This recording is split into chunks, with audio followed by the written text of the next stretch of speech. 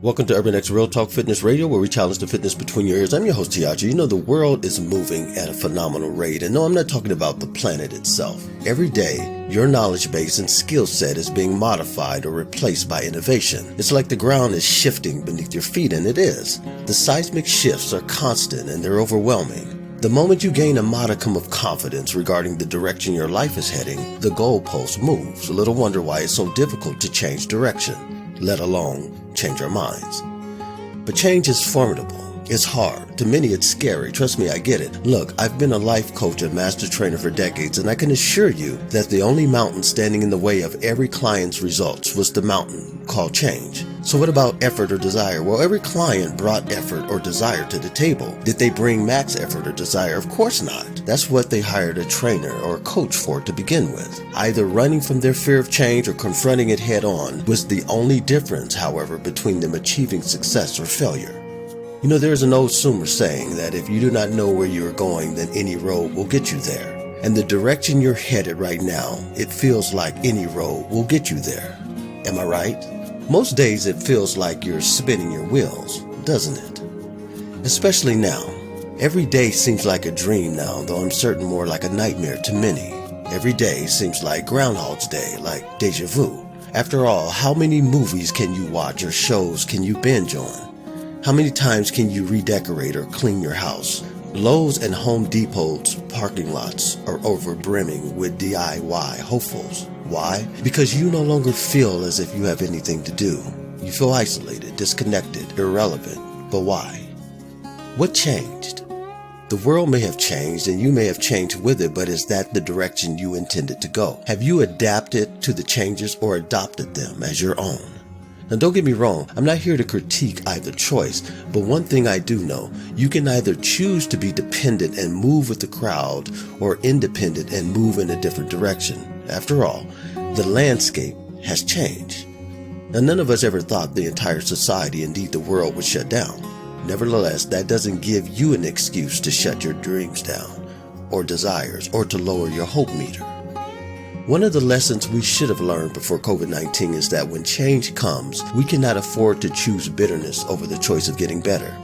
We cannot afford to become distrustful and apathetic towards one another because we think that person or persons might either have the virus or that they might be asymptomatic carriers of it.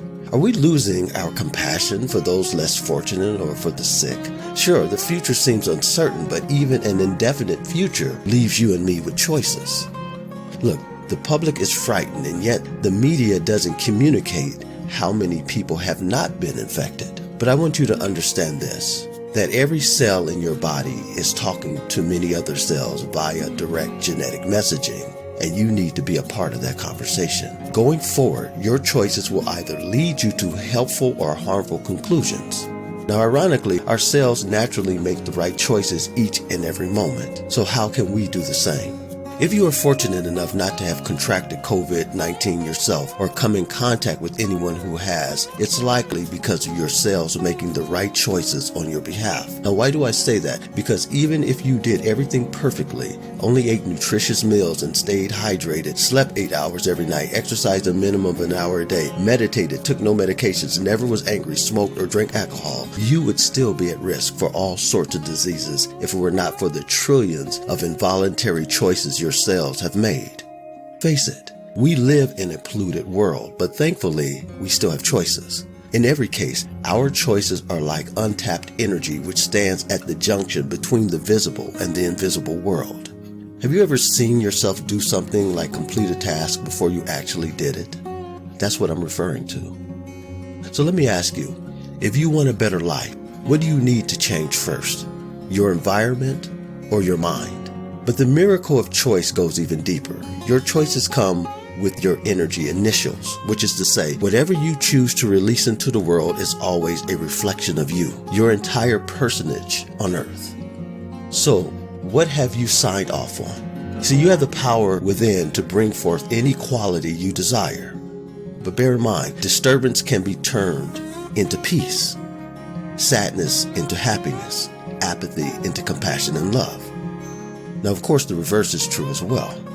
Modern medicine may learn everything there is to know about viruses like COVID-19, but will that in itself make the world more hospitable? Everyday experience tells us that's implausible. But why? Because you and me dealing with our own energy, which inspires our choices, is the only way to change that. Only when we choose to deal with the distorted energy pattern of hatred and bigotry and all the other isms will things return to normal. Only then will the normal pattern of feeling loved and wanted and secure return. And its return will be automatic, because that is what naturally occurs in the earth when we allow self-talk to be healthy.